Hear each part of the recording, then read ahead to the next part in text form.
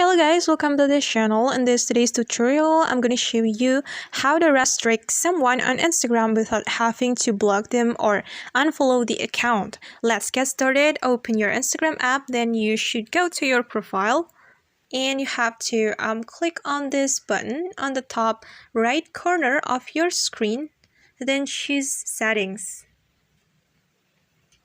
And you have to choose privacy.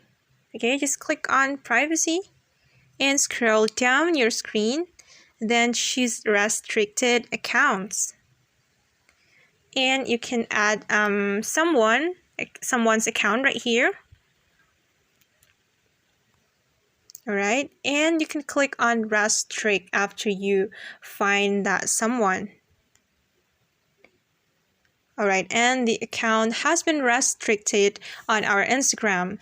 And let's see how it works. If you restrict someone, you can protect yourself from unwanted interactions. And you can also hide your activity status from them, from the one that you restrict. Okay guys, that's how we can restrict someone on Instagram. I hope this tutorial will help you. Thanks for watching and see you on the next video. Bye!